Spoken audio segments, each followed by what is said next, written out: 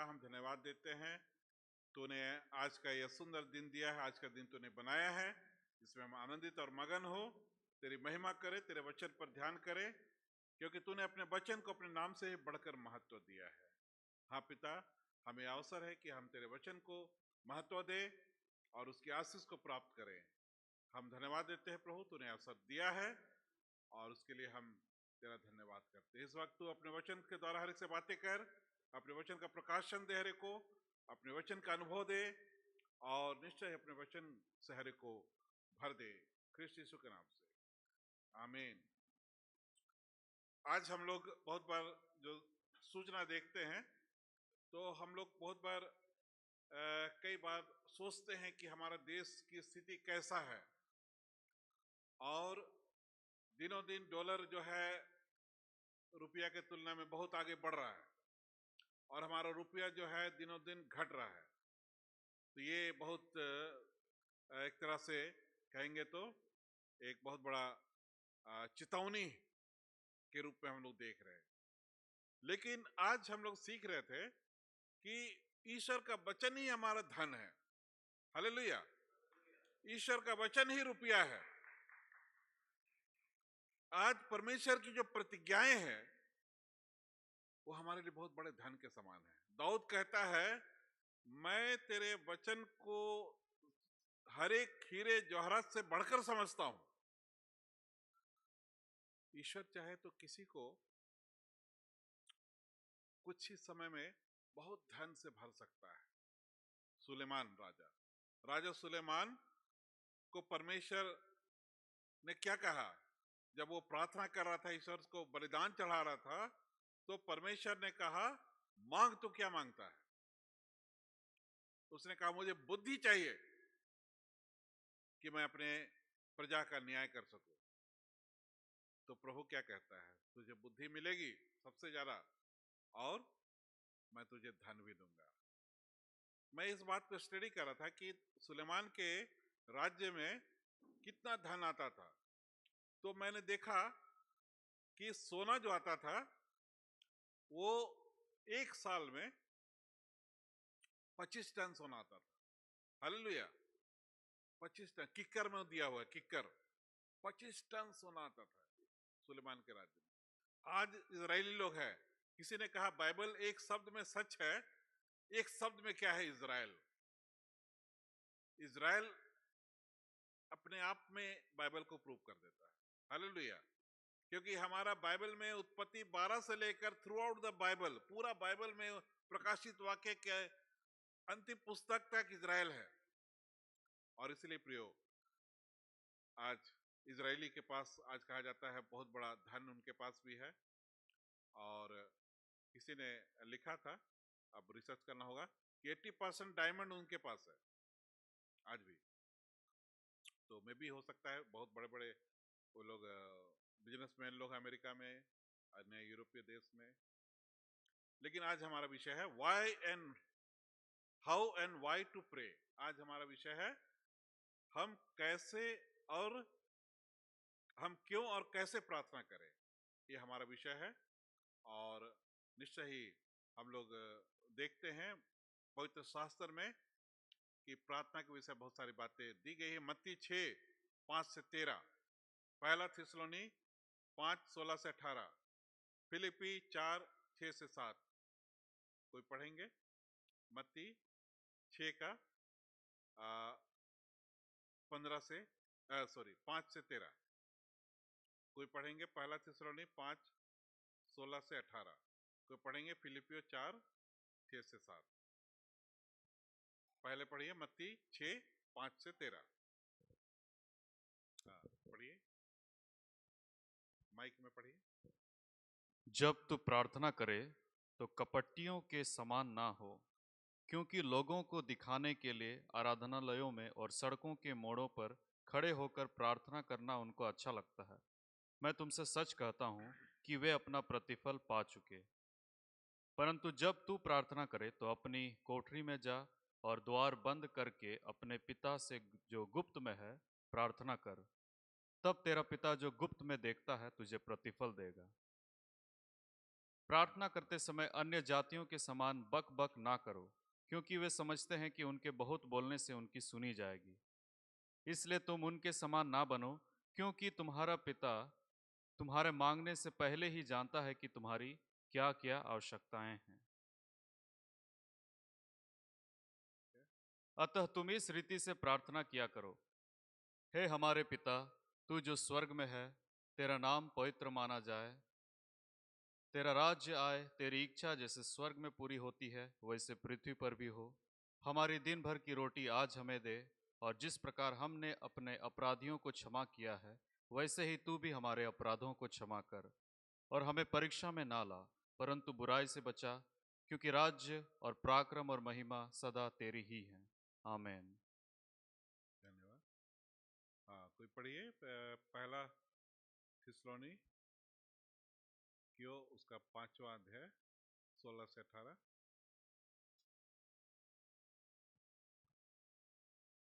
आप ध्यान से सुनिए इन वचनों को, प्रार्थना के विषय क्या कहा गया है। और उनके काम के कारण प्रेम के साथ उनको बहुत ही आदर के योग्य समझो। आपस में 5 का, पहला थिस्सलुनी 5 का 16 से 18। सदा आनंदित रहो, वहां से। सदा आनंदित रहो, निरंतर प्रार्थना में लगे रहो, हर बात में धन्यवाद करो, क्योंकि तुम्हारे लिए मसीह यीशु में परमेश्वर की यही इच्छा है। अगला कोई पढ़िए, बगल, हाँ कोई भी, फिलिपियो 4, 6, 7।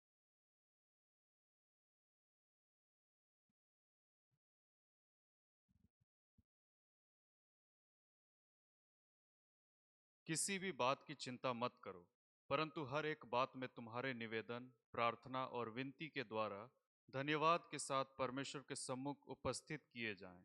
तब परमेश्वर की शांति, जो सारी समझ से परे है, तुम्हारे हृदय और तुम्हारे विचारों को मसीह यीशु में सुरक्षित रखेगी। ठीक, धन्यवाद। तो प्रार्थना क्या है उसके बारे ये वचन हमें बताता है कि प्रार्थना जो है मसीह जीवन का सबसे महत्वपूर्ण अंग है। हम लोग जानते हैं प्रार्थना को कहा गया एक सांस के जैसा है। जैसे हम लोग सांस लेते हैं, कितना महत्वपूर्ण है, सांस नहीं लेंगे तो जीवन समाप्त हो जाएगा। उसी तरह प्रार्थना अगर नहीं है मसीह जीवन में, तो मसीह जीवन नहीं रहेगा, समाप्त हो जाएगा। तो प्रार्थना हमारे लिए इतना जरूरी है, श्वास की तरह है। और यह केवल परमेश्वर से कुछ मांगने का माध्यम नहीं है, लेकिन उसके साथ संबंध बनाने का ये एक जरिया है। प्रार्थना जो है वो परमेश्वर के साथ एक रिलेशन बनाने का, उससे बातचीत करने का एक माध्यम है। और ईश्वर का वचन हमें सिखाता है कि हम लोग को नियमित रूप से और प्रार्थना करना, विश्वास और विनम्रता के साथ हमें प्रार्थना करना चाहिए। और हम इस वक्त हम कुछ बातों को विशेष रूप से देखें। प्रार्थना एक आज्ञा है, प्रार्थना एक आज्ञा है। मत्ती 6 उसका 5 में कहता है, यीशु मसीह कहते हैं, मत्ती 6 का 5 से 7 में हम लोग देखें, पूरा वचन है उसका 5वां वचन कहता है, जब तुम प्रार्थना करो तो कपटी के समान मत बनो। जब प्रार्थना करो तो कपटी के समान तुम मत बनो। तो यीशु मसीह ने हमें प्रार्थना करने की आज्ञा दी है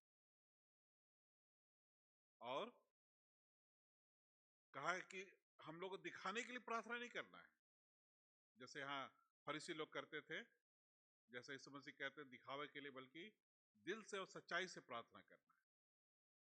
दिल से और सच्चाई से हमें परमेश्वर से प्रार्थना करना है। और यह एक धार्मिक अनुष्ठान नहीं है, इसको धार्मिक अनुष्ठान से बढ़कर समझना है।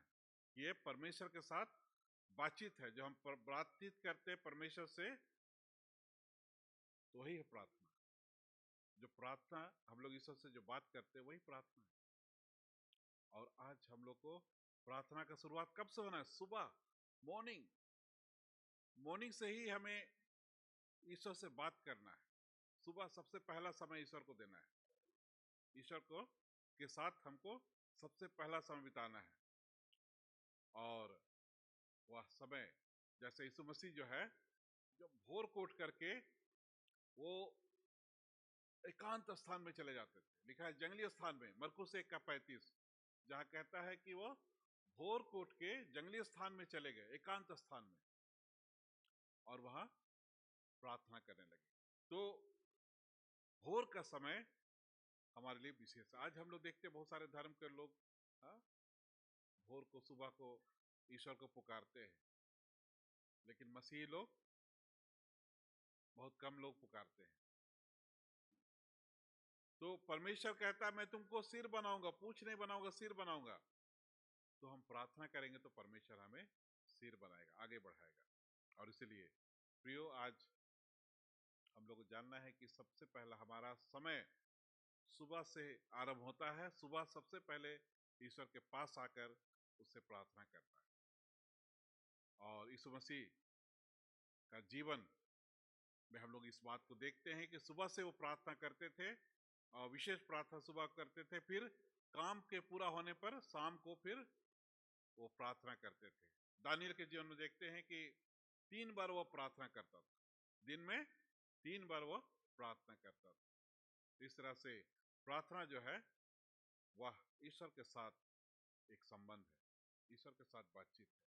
तो परमेश्वर से हम प्रार्थना के द्वारा बात करते हैं, और वचन के द्वारा परमेश्वर हमसे बात करते हैं। 2 चीजें, ईश्वर से प्रार्थना के द्वारा, बोलिए, हम ईश्वर से प्रार्थना के द्वारा बातें करते हैं, और ईश्वर हमसे अपने वचन के द्वारा बातें करता है।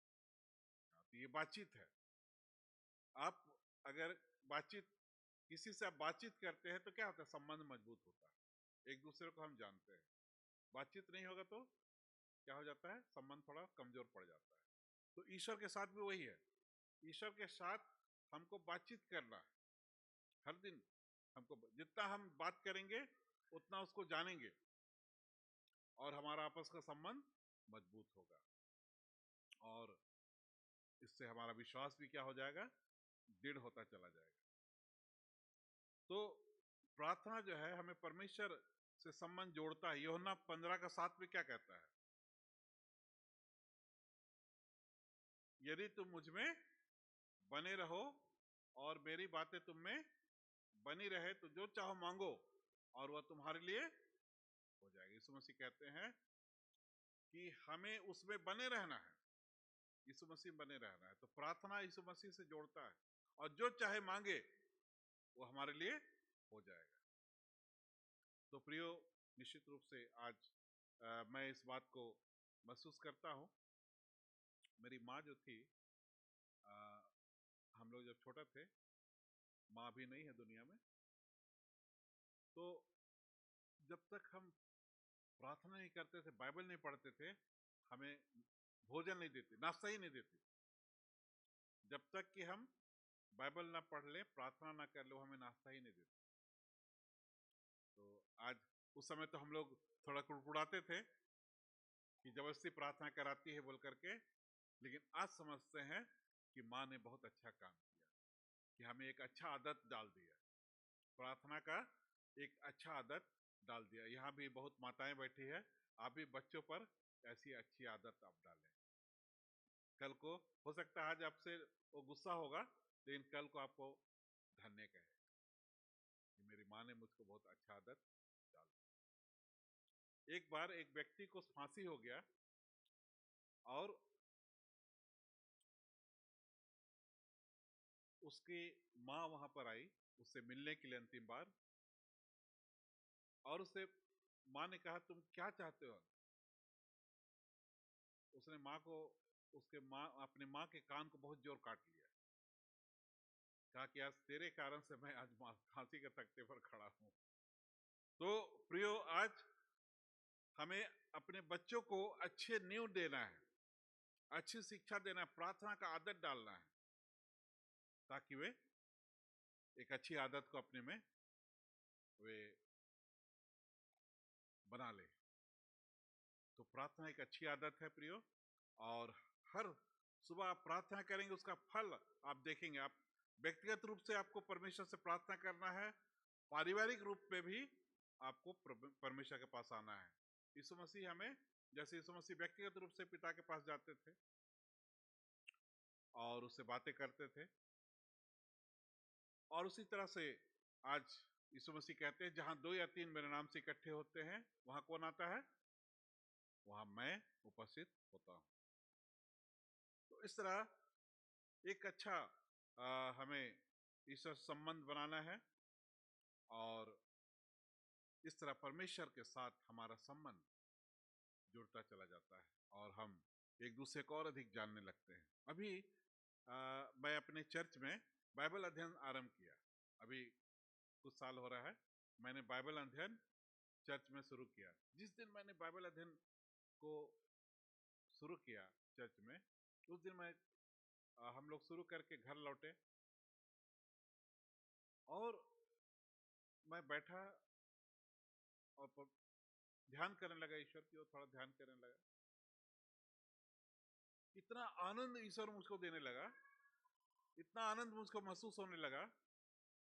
अभी आप पवित्र आत्मा के विषय सीख रहे हैं, तो पवित्र आत्मा के द्वारा से वो आनंद हमको महसूस होता है, हमारी आत्मा महसूस होता है। और ये पवित्र आत्मा ही है प्रियो, जो यीशु मसीह को जिलाया कहता है। रोमी 8 में हम लोग पढ़ते हैं कि पवित्र आत्मा के द्वारा वो जिलाया गया, और वही आत्मा अगर हम में वास करता है तो हमें भी जिलाएगा। हालेलुया, हमें भी जिलाएगा। यीशु मसीह जब जी उठे, उसका शरीर वहां था, कब्र में था? नहीं था ना। क्या था कब्र में? क्या था? सिर्फ कफन का कपड़ा था, शरीर नहीं था। तो ये वो पूरी तरह एक उसका शरीर ट्रांसफॉर्म हो गया था, बदल गया था, महिमा के देह में बदल गया था, अविनाशी देह में बदल गया था, और वही देह में चले गए स्वर्ग। वो चेलों के साथ खाए पिए, बैठे, उनको शिक्षा दिए। तो वही देह की आशा हमें दी गई है, एक महिमा के देह की आशा हमें दी गई है। वो महिमा का जीवन हमें दिया है। उस देह को हमें देने के लिए यीशु मसीह ने सब कुछ मनुष्य बन करके किया है, हमारे लिए किया है। इस बात को हमें जानना है और उसमें हमें बढ़ते जाना है। तो अभी आप जब हम वचन के विषय देखते हैं, हम उसको महसूस करते हैं, उसकी शांति को महसूस। तो मैंने कह रहा था कि मैं इतनी शांति, इतना आनंद में महसूस करने लगा जिसे मैं बता नहीं सकता। फिर सुबह उठा, फिर जैसे क्वाइट टाइम है, सुबह अपना परमेश्वर के साथ थोड़ा समय बिताना है। उस समय भी मैं इतना आनंद महसूस करने लगा कि मेरा प्याला जो है, दिल जो है आनंद से छलकने लगा। जैसे दाऊद कहता है ना, मेरा प्याला छलक रहा है। तो ये वास्तव के अनुभव भी प्रभु देता है। और प्रियो, निश्चय ही यह पवित्र आत्मा के द्वारा, जैसे हम कहते हैं परमेश्वर, जैसे परमेश्वर का राज खाना पीना नहीं, लेकिन वो आनंद और शांति है जो पवित्र आत्मा से होता है। तो पवित्र आत्मा हमें वो आनंद से भरता है, वो खुशी से भरता है, और हम उसमें आनंद और शांति को महसूस करते। तो ये आनंद और शांति आज रुपये पैसे से हमें नहीं मिलता है, लेकिन परमेश्वर की आत्मा के द्वारा हमें दिया जाता है। तो प्रार्थना का जीवन में हमको मजबूत होना है, और प्रार्थना करने की शक्ति भी पवित्र आत्मा ही देता है। और प्रार्थना से हमें आत्मिक शक्ति मिलती है, जैसे इफिसी 6:18 कहता है। जैसे इफिसी 6:18 में लिखा है, हर समय और हर प्रकार से आत्मा में क्या करो? प्रार्थना करो। तो प्रार्थना में हमें आत्मिक बल प्राप्त होता है। प्रार्थना हमें आत्मिक युद्ध में विजय पाने में शक्ति देती है, और हमें शैतान के हर एक प्रलोभन से बचाता है। और इसलिए हमें हर समय आत्मा में प्रार्थना करने के लिए कहा गया है। और इससे हम क्या होंगे? आत्मिक रूप से और मजबूत बनेंगे। हम अंदर से आत्मा में मजबूत बनेंगे, हम अपनी आत्मा में मजबूत बनेंगे, और इससे हम हर परिस्थिति का सामना करने योग्य बनेंगे। और प्रार्थना जो है हमारे लिए एक सुरक्षा कवच के रूप में भी होता है। प्रार्थना जो है इसके द्वारा हमें शांति मिलती है, कहता है वचन, कहता है प्रार्थना के द्वारा हमें शांति मिलती है। फिलिपी 4:6-7 में कहता है। क्योंकि आप लोग काफी देर से बैठे इसलिए मैं खुद ही वचन पढ़ रहा हूं, आप लोग क्लिप उसको सुने और उसको आप मनन करें, ध्यान करें, उसको आप बोल सकते बोले। क्या कहता है फिलिपी 4:6-7 में? किसी भी बात की चिंता मत करो, परंतु हर बात में प्रार्थना और विनती के द्वारा धन्यवाद के साथ विनती परमेश्वर के सामने रखें। तो हम लोग को कहता है कि हम किसी बात की चिंता ना करें, लेकिन हर बात में हम प्रार्थना करें। आज हम लोग यीशु मसीह का वो वचन हमेशा याद करते हैं, कहता है किसी बात की चिंता मत करो। यीशु मसीह कहता है किसी बात की चिंता मत। तो इसका कहने का मतलब विशेष है। यीशु मसीह कौन है? यीशु मसीह परमेश्वर है, सेकंड पर्सन ऑफ ट्रिनिटी, ईश्वर का त्रिएकत्व का दूसरा व्यक्ति है। तो वो जो आकर के हमें सिखाया है, वो आकर बोला है, वो हमारा सृष्टि करने वाला है। उसका एक एक बात, एक एक फुल स्टॉप, कोमा बहुत मायने रखता है। तो कहा किसी बात की चिंता मत करो, मतलब मायने रखता है। तो हमें दो चीज हम करते हैं, मनुष्य दो चीज करता है, या तो चिंता करेगा या प्रार्थना करेगा। प्रार्थना करेगा तो चिंता नहीं करेगा। क्या क्या आप चुनते हैं? क्या करना है? प्रार्थना करना है कि चिंता करना है? प्रार्थना करना है। इसलिए कहता है हमें प्रार्थना करना है। प्रार्थना करते हैं तो हम अपनी चिंताओं को ईश्वर पर डाल देते हैं। अपनी चिंताओं को हम परमेश्वर को क्या कर देते हैं? सौंप देते हैं, और इससे हमें आत्मिक शक्ति मिलती है और जीवन की समस्याओं के बीच हम शांति को प्राप्त करते हैं, शांति को अनुभव करते हैं, और यह शांति हमारे लिए ताकत बन जाती है। जैसे हम लोग गीत गाते हैं, प्रभु का आनंद है मेरी ताकत। तो प्रभु जो आनंद देते हैं वो हमारी ताकत है। और प्रार्थना हमारे के द्वारा हम पापों की क्षमा प्राप्त करते हैं। क्रूस का डाकू स्वर्ग चला गया, उसने क्या किया? उसने क्या किया? प्रभु से प्रार्थना किया। उसने प्रभु से प्रार्थना की कि हे प्रभु, जब तू अपने राज्य में आए तो मेरी सुधि लेना। प्रभु ने कहा आज ही तो मेरे साथ स्वर्ग लोक में होगा। तो प्रार्थना के द्वारा वो कहता है हम तो अपनी गुनाहों के कारण ये क्रूस का सजा खा रहे हैं, तो प्रार्थना के द्वारा हमारे पाप क्षमा होते। पहला यूहन्ना 1:9 में कहता है यदि हम अपने पापों को मान लेते हैं ईश्वर के सामने। कैसे मानते हैं? प्रार्थना के द्वारा। प्रार्थना के द्वारा अपने पापों को मानते हैं कि हे प्रभु, मैंने पाप किया है, मैंने गलती की है, मुझे क्षमा कर। प्रार्थना के द्वारा। तो प्रार्थना के द्वारा हम क्षमा प्राप्त करते हैं। कहता है जब हम अपने पापों को मान लेते हैं तो अर्थात प्रभु हमारे पापों को क्षमा करने विश्वास योग्य है और धर्मी है, और वह हमारे पापों को क्षमा करे। तो प्रार्थना में हम लोग पापों को स्वीकार करते हैं और उसकी क्षमा भी हम लोग प्राप्त करते हैं। ईश्वर विश्वास योग्य है। आप क्षमा मांगेंगे, ईश्वर क्षमा नहीं देगा ऐसा नहीं, वो क्षमा करता है। और इस तरह से हम आत्मिक रूप से शुद्ध होते हैं। आज प्रभु का आने का समय हम लोग कह रहे हैं निकट आ रहा है। प्रभु के आने का, यीशु मसीह के दोबारा आने का समय निकट आ रहा है। तो आज हमें क्या कर रहा है? प्रार्थना कर रहा है। यीशु मसीह कहते हैं जागते रहो और प्रार्थना करते रहो। तो प्रार्थना ही है जिसके द्वारा हम लोग प्रभु के दूसरे आगमन की तैयारी कर सकते हैं। और जैसा हमने सुना कि हमें आत्मा से भर करके प्रार्थना करना है। आत्मा हमें क्या करता है? पवित्र आत्मा हमें पवित्र करता है। पवित्र आत्मा हमें पवित्र करता है। चलिए एक बार बोलिए तो, पवित्र आत्मा हमें पवित्र करता है। हाँ, पवित्र आत्मा पवित्र करता है। तो प्रभु हमें दिया है, और हम लोग दुर्बल इंसान है, शरीर में रहते हैं। अभी आपको वचन सुनते हैं, सामर्थ्य महसूस होता है, बाहर निकलते हैं शरीर हावी होने लगता है। हाँ, शरीर हावी होने लगता है, फिर निराशा का बादल छाने लगता है, फिर से प्रार्थना करते हैं, वो बादल हटने लगता है ना। तो ये स्ट्रगल है, ये जीवन भर चलेगा, टिल डेथ, है ना, वो चलेगा। इसलिए लूथर कहते हैं, डॉक्टर मार्टिन लूथर कहते हैं कि 3 स्टेज बताते हैं, हाँ, जस्टिफिकेशन, सैंक्टिफिकेशन एंड ग्लोरिफिकेशन। बोले तो जस्टिफिकेशन, सैंक्टिफिकेशन एंड ग्लोरिफिकेशन। तो जब एक व्यक्ति पापों की क्षमा मांगता है ईश्वर से सच्चे दिल से, उसका न्याय हो जाता है, क्षमा हो जाता है उसको, है ना, उसका पाप क्षमा हो गया। लेकिन वो पवित्र नहीं है, पवित्र अभी भी नहीं, अभी शरीर में है, बहुत सारी कमियां हैं उसके अंदर, वो पवित्रीकरण में बढ़ रहा है, अंश अंश करके बदलते चले जाते बोलता है, अंश अंश करके हम लोग प्रभु के स्वरूप में बदलते हैं, एक बार से नहीं बदलते हैं, अंश अंश करके थोड़ा थोड़ा करके बदलते हैं। तो प्रार्थना हम लोग को बदलता है, हम लोग को पवित्र करता है, अंश अंश करके हमें बदलता चला जाता है। तो इसलिए प्रार्थना आवश्यक है। आप बिना प्रार्थना के मत जिए। बहुत लोग सोचते हैं आज तो हम प्रार्थना नहीं किया, सब तो ठीक है, क्या दिक्कत है, कल भी नहीं किया, सब चल रहा है, ठीक है, कोई दिक्कत नहीं है।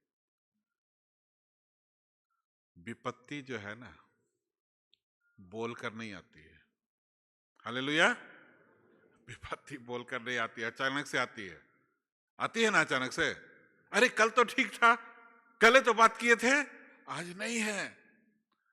हमारा ड्राइवर साहब हो रहा, अरे अभी हम गए थे वहां उनसे मिल के आए, आज न्यूज आ रहा है कि वो है ही नहीं दुनिया में। समझ रहे हैं ना, विपत्ति बोलकर नहीं आती है, लेकिन प्रार्थना के साथ परमेश्वर की गारंटी आती है। हालेलुया।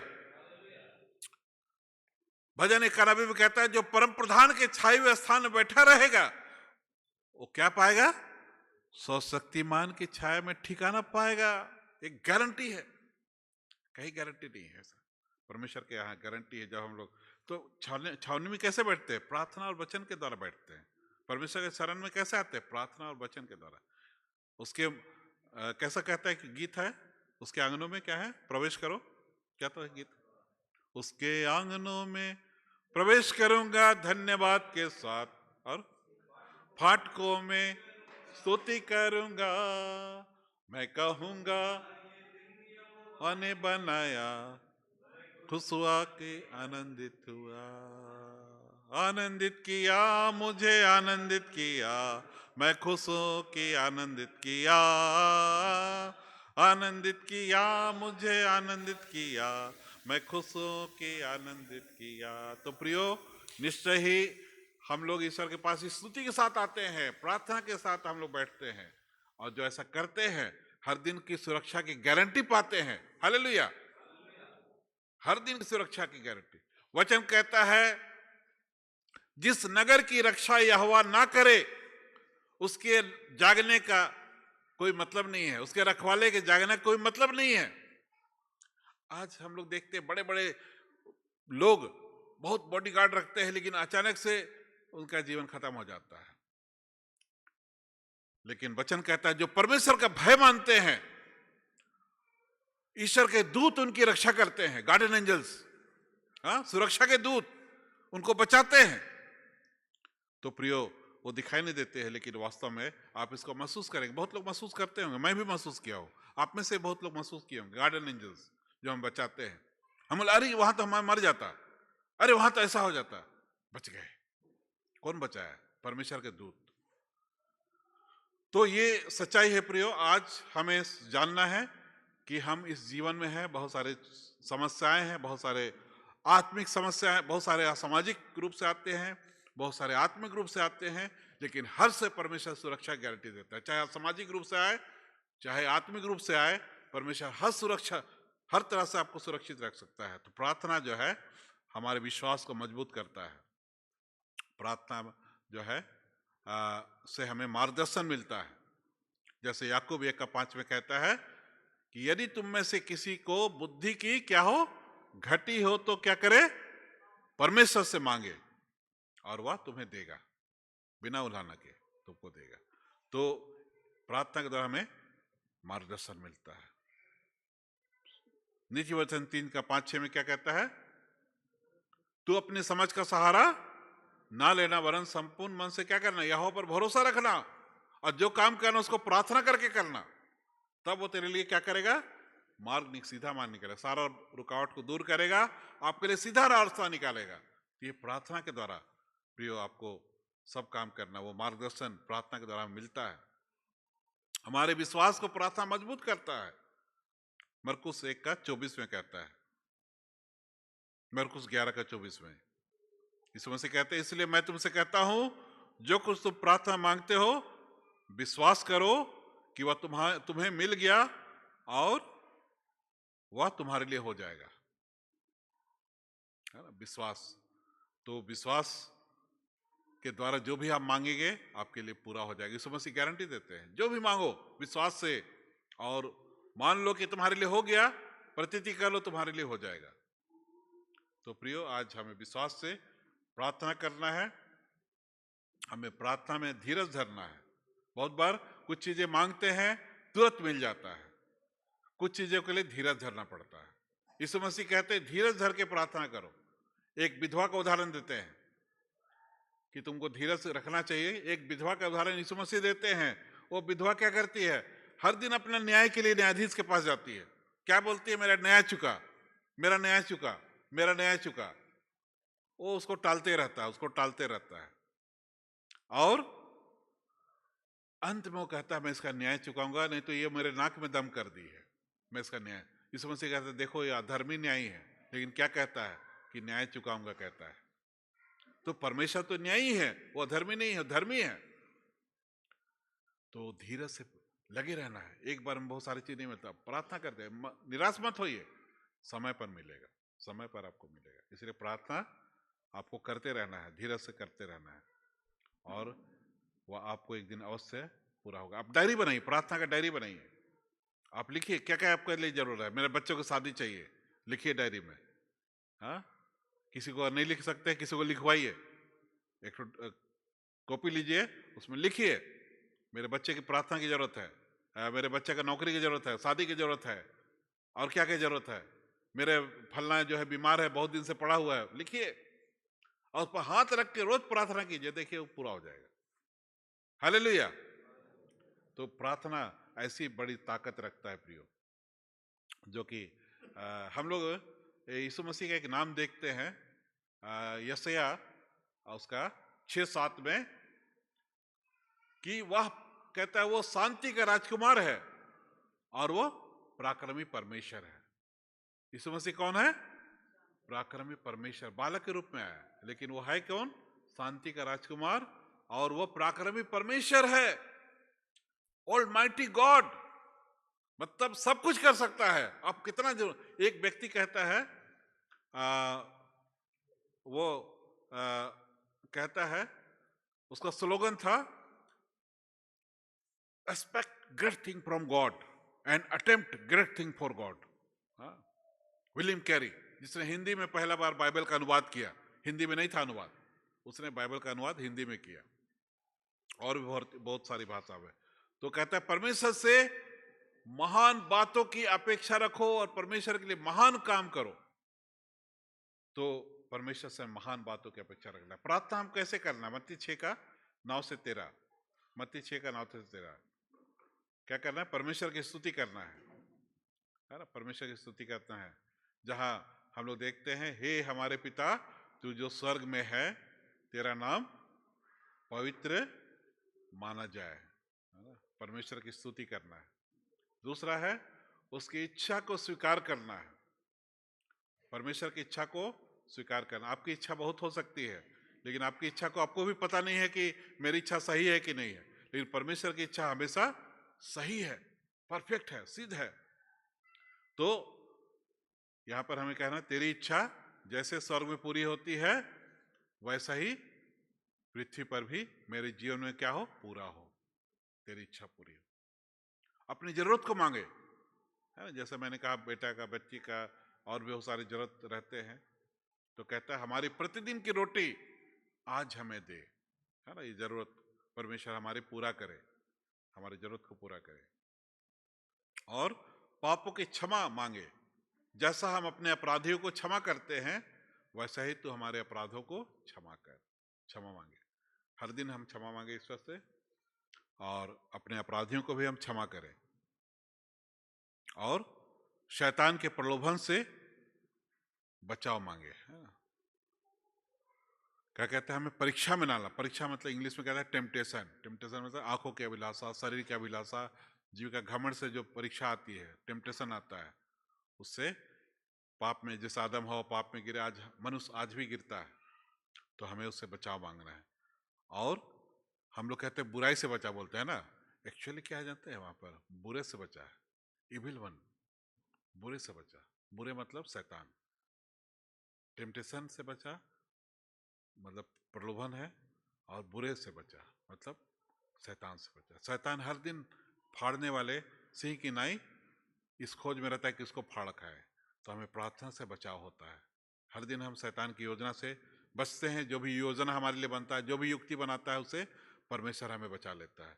तो हर दिन हमें प्रार्थना करना है इस तरह से। तो ये सारी प्रार्थना के बातें हैं प्रिय वचन में। हमें प्रार्थना में अपने आप को मजबूत करना है। और कहते हैं प्रेयर विदाउट सीजिंग, है ना, बिना निरंतर प्रार्थना करें। और मोर प्रेयर मोर पावर कहा जाता है। मोर प्रेयर, प्रेयर बोलिए, मोर प्रेयर मोर पावर। जितना प्रार्थना करेंगे उतना ताकत आएगा, उतना शक्ति मिलेगा। No prayer no power, less prayer less power. तो ये प्रार्थना का ये है, स्तर है, कितना आप प्रार्थना करते हैं। ये चैलेंज है प्रियो। आज प्रार्थना हमारे श्वास के जैसा मैंने पहले कहा, और प्रार्थना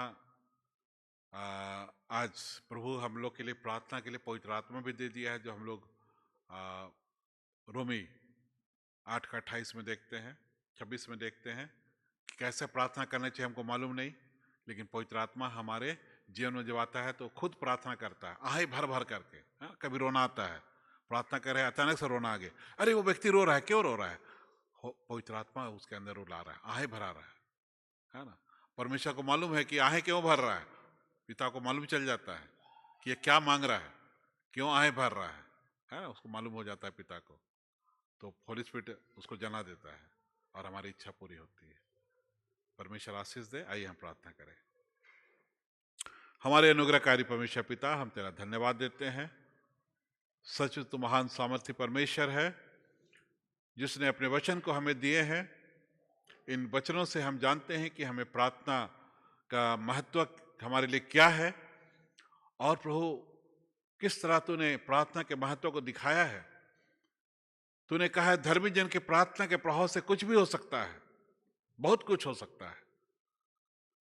ये प्रार्थना का जो प्रभाव है उसकी कोई सीमा नहीं है। यहोशू ने जब प्रार्थना किया था तो सूरज भी अपने स्थान पर ठहर गया था। प्रभु, प्रार्थना की कोई सीमा नहीं है। तूने कहा जो कुछ तुम प्रार्थना करो, प्रतीति कर लो, तुम्हारे लिए हो गया और तुम्हारे लिए हो जाएगा। प्रभु, ऐसे सुंदर समय में हम लोग हैं। आज होने दे प्रभु कि हम इन बातों को, महत्व को समझे, और तेरे वचन की आशीष से हम सभी परिपूर्ण होते चले जाए, तेरी आत्मा से हम भरते चले जाए, यीशु के नाम से आमीन। धन्यवाद।